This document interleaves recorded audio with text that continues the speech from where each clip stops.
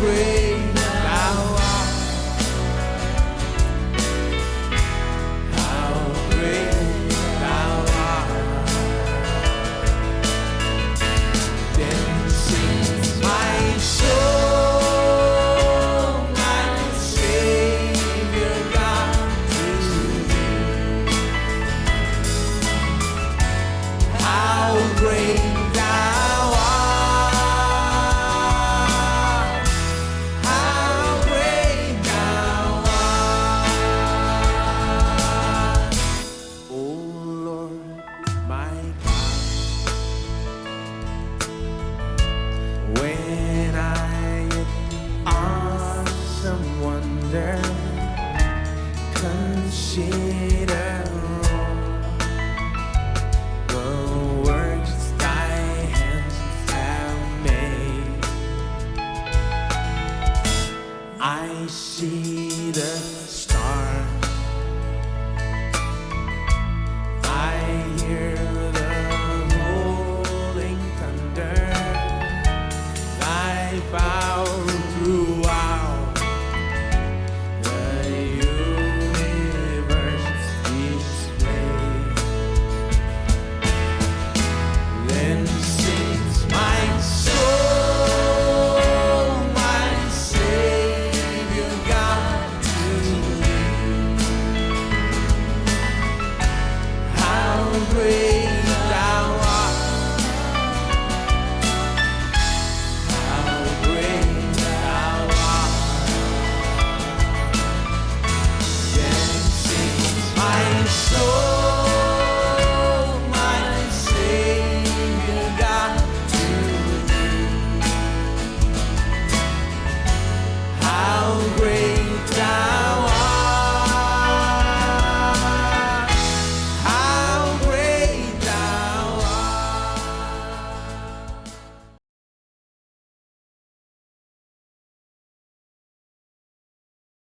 मसीह विश्वासी होने के नाते हम सब ऐसी परिस्थिति में आते हैं जहां महसूस करते हैं कि हमने कुछ गलत किया है।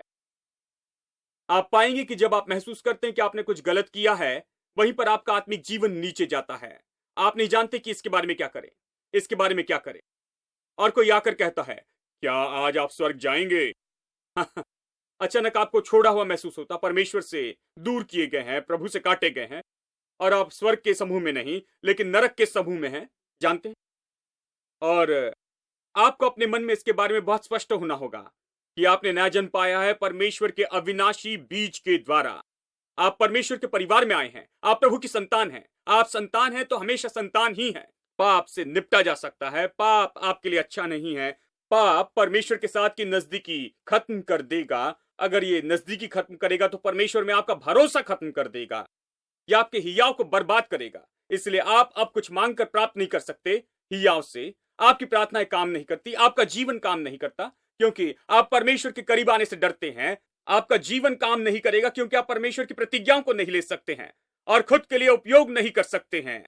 आप अलग रहते हैं क्योंकि पापी महसूस करते हैं। संगति इस तरह से आप पर प्रभाव डालती है। जब आपकी संगति पर प्रभाव होता है, जब संगति में समस्या होती है, तो यह सच्ची समस्या होती है और इसे सही करना होगा। उसे कैसे सही करें?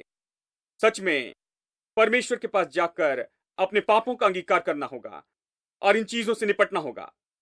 अगर पाप किया तो केवल एक ही पाप है जो संत कर सकता है, और वो है परमेश्वर के प्रेम के विरुद्ध में किया गया पाप। आप कैसे उस परमेश्वर के विरुद्ध में पाप कर सकते हैं जो आपसे इतना प्रेम करता? आप कैसे परमेश्वर के विरुद्ध में पाप कर सकते हैं जिसने आपके लिए इतना प्रेम दिखाया है? उसने आपके लिए इतना कुछ किया है और आपने उसके विरुद्ध में ये किया। ये सही नहीं। आपको उसके साथ सही होना होगा। वो आपका पिता है। आप उससे दूर जा सकते हैं लेकिन वो आपका पिता है। उड़ाव पुत्र पिता से दूर गया, वो सूअर के साथ बैठा लेकिन पिता फिर भी पिता था, और ये फिर भी पुत्र था। वो सूअर के साथ था अपने चुनाव के कारण। इससे संबंध नहीं बदला लेकिन संगति बदल गई।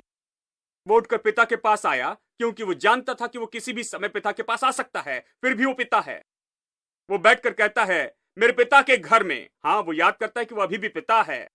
वो अभी भी पिता है। मेरे पिता के घर में दास भी अच्छा खाना खाते हैं। कहता है, मैं वापस जाऊंगा और अगर वो मुझे दास के रूप में स्वीकार कर ले, मैं वहीं पर रहूंगा। लेकिन पिता उसे पुत्र के रूप में स्वीकार करने के लिए तैयार है, क्योंकि पिता जानता है कि वो दास नहीं हो सकता, क्योंकि वो पुत्र है।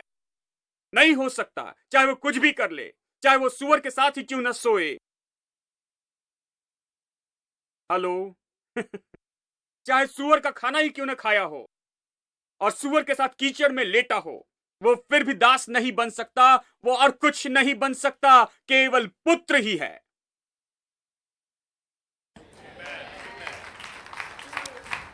इसलिए वो आता है, पिता कहता है इसे अच्छे से नहलाना, सूअर की बदबू इससे दूर करो, इसे अच्छा परफ्यूम देना, इसे साफ करना, इसे नए कपड़े देना, नए जूते देना, नई अंगूठी देना, इसे सब देना।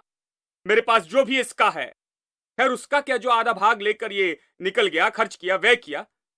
पिता कहता है कि जो भी मेरा है इसी का है। वो कभी सब कुछ नहीं खोया, क्योंकि जो कुछ पिता के पास है वो उसका है। अब आप इसे समझ गए। तो वो आता है और पूरी तरह से स्वीकार किया जाता है, और दास के रूप में स्वीकार नहीं होता, लेकिन पुत्र के रूप में स्वीकार किया जाता है, क्योंकि वो पुत्र है। और सारे संसार में कुछ भी आपके पुत्रत्व को बदल नहीं सकता। पुत्रत्व के बारे में ये सत्य इतना महत्वपूर्ण है, ठीक है। लेकिन पुराने नियम में हम ये देखते हैं, हम पीछे हटने की बात देखते हैं। इसे नया नियम में लाने की जरूरत नहीं थी। पुराने नियम के लोगों का नया जन्म नहीं हुआ था, उनमें पवित्र आत्मा नहीं था, वो हमारे जैसा नया जन्म नहीं पाए थे। केवल यीशु के आने के बाद ये नया जन्म पाना, यानी नया जन्म पाना संभव हुआ। यीशु को आना पड़ा और कलवरी के क्रूस पर अपना काम करना पड़ा। यानी पुराने नियम में वो लोग जी रहे थे और प्रभु उनकी मदद कर रहा था, लेकिन प्रभु उनमें नहीं था। यह पूरी कहानी अलग है। यानी वो पुत्र नहीं थे, बाइबल कहती कि वो दास थे। मूसा परमेश्वर के भवन में दास था, बाइबल कहती है। यानी मैं मूसा से बढ़कर हूं, आप मूसा से बढ़कर हैं, क्योंकि हम बेटे हैं। वो कभी बेटा नहीं था। आमीन। इसे जान ले, इब्राहिम बेटा नहीं था, वो पुत्र नहीं था, वो दोस्त था। यह अद्भुत शब्द है, वो दोस्त था। लेकिन मैं दोस्त से बढ़कर हूं, मैं परमेश्वर का बेटा हूं। आप परमेश्वर की बेटी हैं, ठीक है। यानी पुराने नियम में लोग कभी परमेश्वर के नहीं थे, यानी पुत्र और पुत्रियां नहीं थे। बेटे और बेटियां माता पिता को छोड़कर और किसी माता पिता के नहीं हो सकते हैं। दूसरे पिता के बेटे बेटियां नहीं हो सकते, यह संभव है। लेकिन ये लोग पुत्र नहीं थे, इसलिए वो बाहर जाकर बुतों की उपासना करने लगे और उनके सामने बलिदान चढ़ाने लगे। और ये सब इसलिए परमेश्वर ने कहा कि तुमने जो संतान मुझे दी है, जो संतान तुमने मुझे दी है, वो बुतों के पास जाकर बलिदान करते हैं। इसका अर्थ है कि इन लोगों ने खुद को बुतों को दे दिया, अपने बच्चों को बुतों को दे दिया, और ये सब वो सच में उनके हो गए। ये संभव था, अब ये संभव नहीं है। चाहे आप कुछ भी करें, आपके पुत्रत्व पर मुहर लगी है। अब संभव नहीं कि आप परमेश्वर को छोड़ और किसी के हो जाएं, और किसी के हो जाएं। आमीन। अब पहला यूहन्ना अध्याय 3 देखें, क्योंकि संगति के बारे में है। संगति कैसे फिर जुड़ती है, संगति कैसे बनती है, यहां बताया गया अध्याय 1 वचन 3 में। वचन 3, जो कुछ हमने देखा और सुना है उसका समाचार तुम्हें भी देते हैं, इसलिए कि तुम भी हमारे साथ सहभागी हो। और हमारी ये सहभागिता पिता के साथ और पुत्र यीशु मसीह के साथ है। संगति के बारे में कहता है, पिता के साथ, पुत्र के साथ और विश्वासी के नाते एक दूसरे के साथ। और वचन 4 कहता है, ये बातें हम इसलिए लिखते हैं कि हमारा आनंद पूरा हो जाए। हम ये इसलिए लिख रहे हैं कि तुम पिता, पुत्र और दूसरों के साथ संगति रख सको, ताकि तुम्हारा आनंद पूरा हो जाए। देखिए, आनंद नई सृष्टि की भरपूरी है। ये पिता और वचन के साथ संगति से आता है। क्या आप में आनंद है? ये संगति से आता है। जब आप संगति खोते हैं, जब संगति रुकती है, तो आनंद नहीं होता है। आनंद पर प्रभाव पड़ता है, क्योंकि आपके दिल में कुछ हुआ है। आनंद दिल से आता है, खुशी संसार से आती है, आसपास से आती है। अगर सब कुछ सही चल रहा है और आपने पैसा कमाया है, सब कुछ काम करता है, तो खुशी होती है। सब सही नहीं हो रहा है तो खुशी नहीं होती। खुशी परिस्थितियों पर आधारित होती है। आनंद आपकी संगति से आता है, परमेश्वर के साथ जो भीतर में है। आमीन। अगर संगति सही है तो आनंद सही है। परमेश्वर चाहता है कि आपका आनंद पूरा हो। परिस्थिति शायद अच्छी न दिखे, लेकिन आप आनंद रख सकते हैं। आनंद हमेशा हो सकता है। आप शायद खुश ना हो अपनी परिस्थिति के बारे में, लेकिन आनंद हो सकता है। और जब आनंद होगा तो आप खुश होगे, क्योंकि आप अपनी परिस्थिति पर जय पाएंगे। परमेश्वर के साथ अपनी संगति के द्वारा, उस बल के द्वारा जो उस संगति से आता है।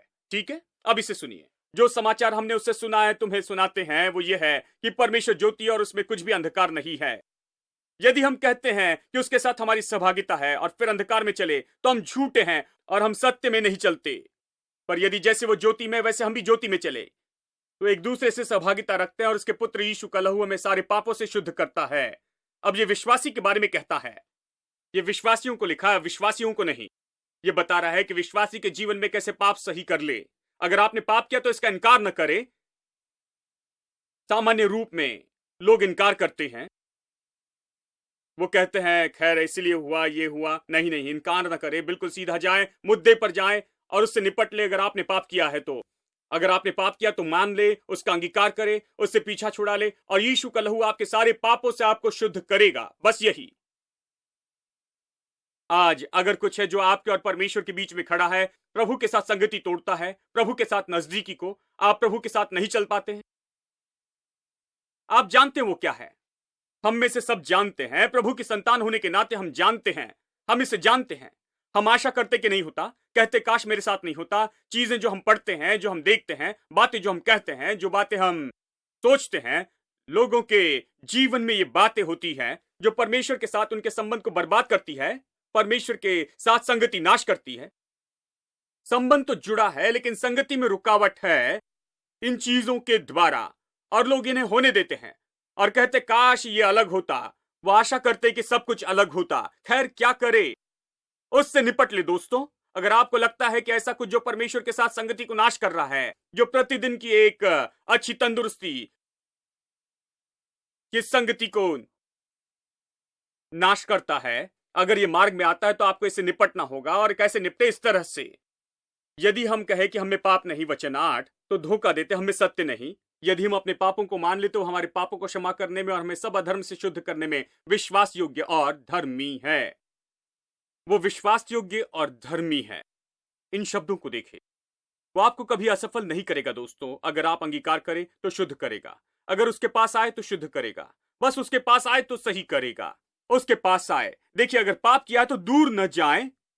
अगर आपने कुछ गलत किया है, आपने कुछ उसके विरुद्ध में किया है, तो उसके बारे में बुरा लग रहा है, तो उसके करीब आने का समय है ये। मैंने एक कहानी पढ़ी थी, मैंने एक कहानी पढ़ी जहां एक जगह बिशप प्रभु भोज दे रहे थे और एक बहन प्रभु भोज ले रही थी और प्रार्थना कर रही थी, रो रही थी। ओ मैं अयोग्य हूं, मुझे भयानक लग रहा है, मैं अयोग्य हूं, मैं योग्य नहीं, मैं गलत हूं। जानते हैं, उसने सोचा कि बिशप चले गए क्योंकि वो योग्य नहीं। बिशप ने कहा, बहन यहां ऊपर देखिए, ये आपके लिए है, आपको इसकी जरूरत है। आप सही जगह पर आई हैं, प्रभु के पास आई हैं, आपने शुद्धिकरण मांगा है, उससे शुद्ध करने के लिए विनती की है, उसका लहू आपको शुद्ध करेगा। वो आपको शुद्ध करने के लिए विश्वास योग्य धर्मी है। ये आपका है, इसे ले, आप इसे ले और पिए। ये यीशु का लहू है जो आपके लिए बहाया गया है। जब तक आप इसे लेकर खाते और पीते हैं इस अंगीकार के साथ, प्रभु के पास शुद्धिकरण के लिए आते हैं, ये सही है। उन्होंने कहा यह आपके लिए है, दूर मत जाइए। मैंने देखा कि प्रभु भोज के समय, जानते हैं, पुराने दिनों में आधा चर्च खाली हो जाता था, सब लोग चले जाते थे, सबको अयोग्य लगता था क्योंकि ये सब चल रहा था। देखिए, बहुत से गीत जो है वो पाप की सचेतता के बारे में है, प्रचार भी पाप की सचेतता का है और गवाही भी पाप की सचेतता की होती है, और हमारे बोलने में पाप की सचेतता होती है और लोग चले जाते क्योंकि वो अयोग्य महसूस करते। बाइबल क्या कहती है? बाइबल कहती है कि आपको पिता पुत्र और एक दूसरे के साथ संगति रखनी है, क्योंकि तब आपका आनंद पूरा होगा। अगर कुछ गलत किया है, अगर कुछ गलत किया जिससे संगति में रुकावट हुई है, उस संगति के बीच में वो आया है, तो उसे सही कर ले। परमेश्वर से न डरे, वो धर्मी और विश्वास योग्य है। यीशु ने उड़ा पुत्र की जो कहानी बताई, उसके पिता के जैसे ही वो है। उससे दूर न जाए, उसके पास आए, बाहर न जाए, उसके निकट आए, हिम्मत से आए, क्योंकि वो धर्मी और विश्वास योग्य है। सब लोग कहे विश्वास योग्य और धर्मी है। और फिर इसे देखिए, अध्याय 2 वचन 1, हे मेरे बालकों।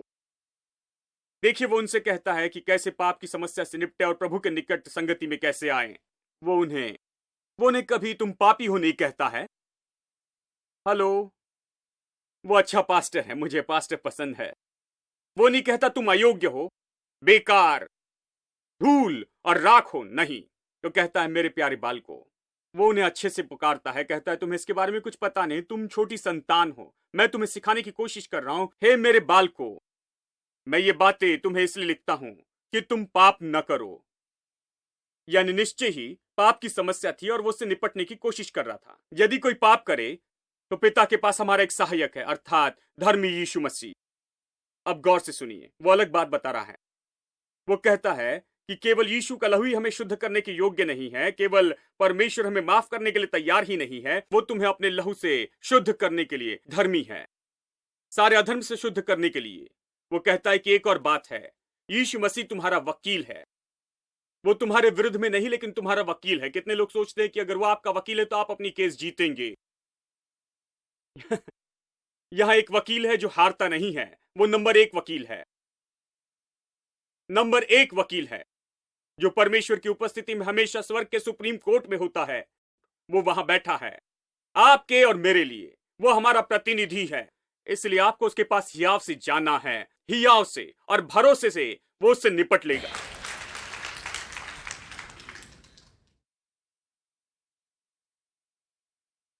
संगति के बारे में बताना चाहता हूं। देखिए, जब आप परमेश्वर के साथ संगति करते, जितनी संगति करेंगे उतना ज्यादा चाहेंगे। ये मानो किसी को जानने जैसे है। आप किसी से दोस्ती करते हैं और उस व्यक्ति से बार बार मिलते हैं, उस व्यक्ति को पसंद करने लगते हैं। जितना ज्यादा उस व्यक्ति से मिलते हैं उतना ज्यादा उसे पसंद करने लगते हैं। जितनी बातें करते हैं उतनी संगति बढ़ती है और फिर आप उसे देखे बिना नहीं रह सकते। आप उसे देखना चाहते हैं ज्यादा और ज्यादा और ज्यादा।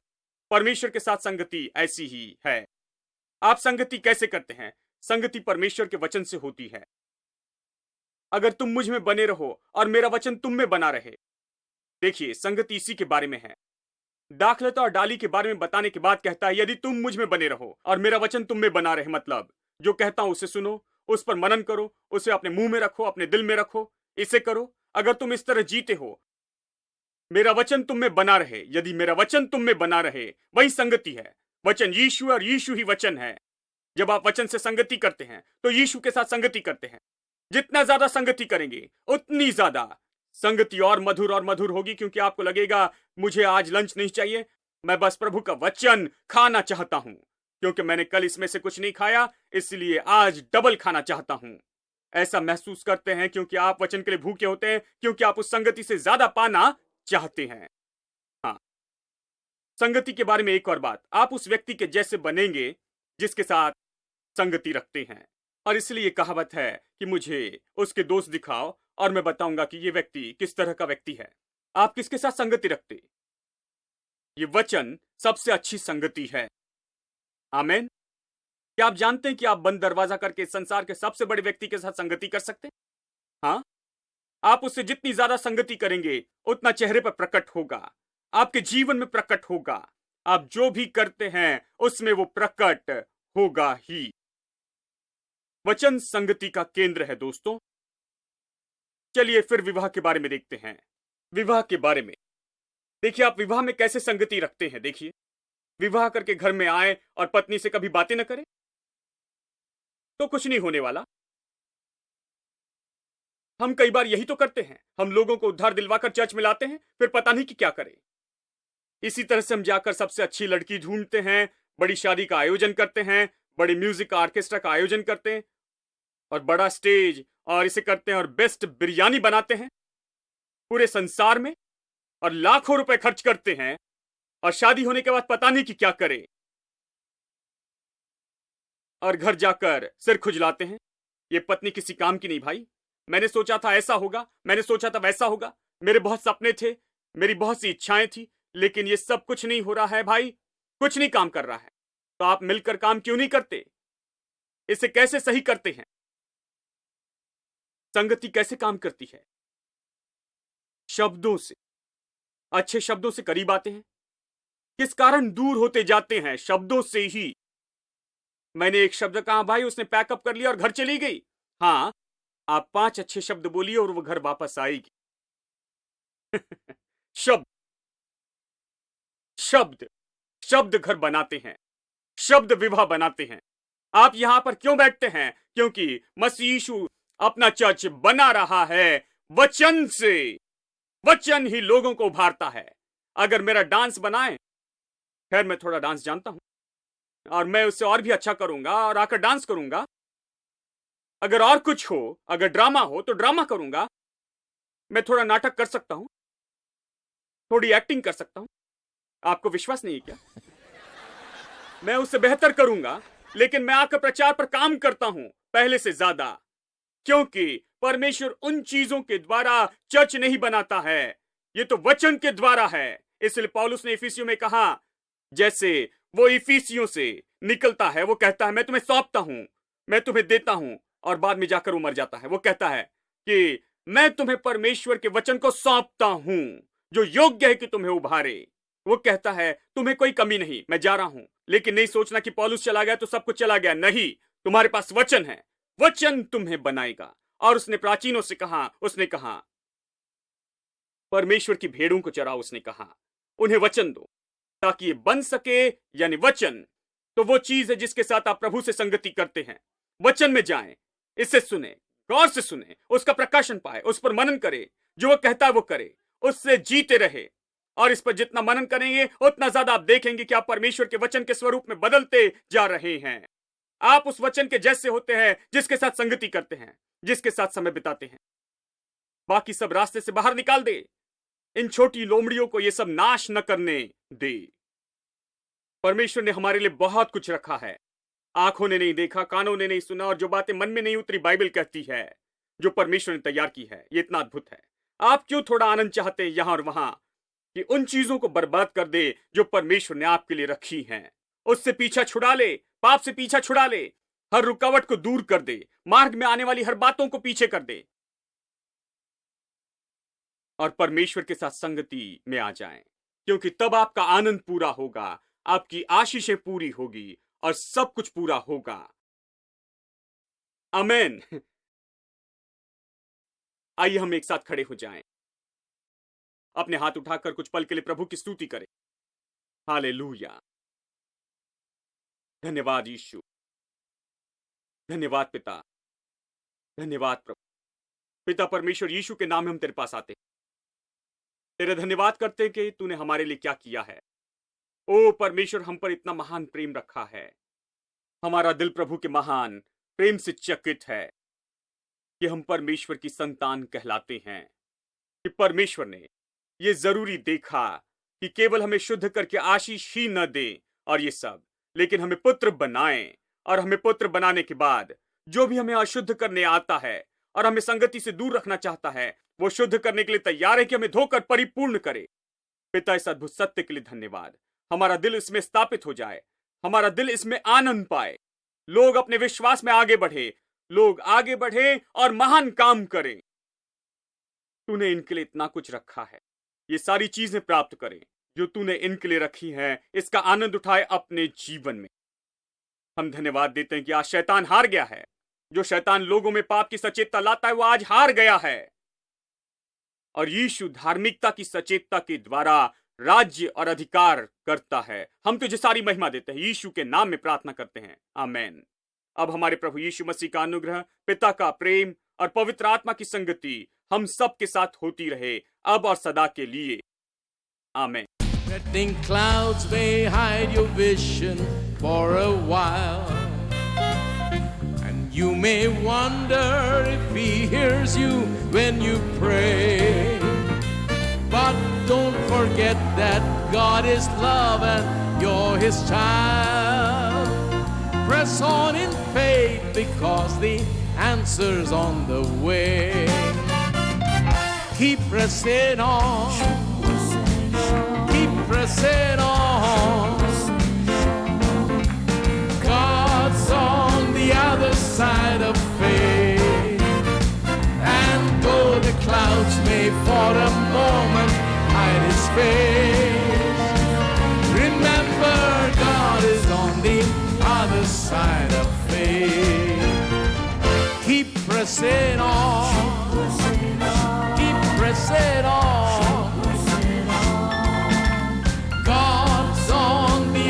Side of faith, and though the clouds may for a moment hide his face, remember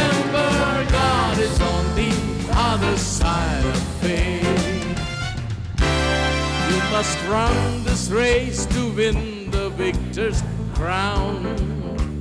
Though Satan try with all his might to cast you down, it will be worth it just to hear God say, well done. Press toward the prize that's on the other side of faith. Now you must run this race to win the victor's crown. Though Satan try with all his might to cast you down, it will be worth it just to hear God say, well done. Press toward the prize that's on the other side of faith. Keep pressing on. Keep pressing on. God's on the other side of faith. And though the clouds may for a moment hide his face, remember God is on the other side of faith. Keep pressing on.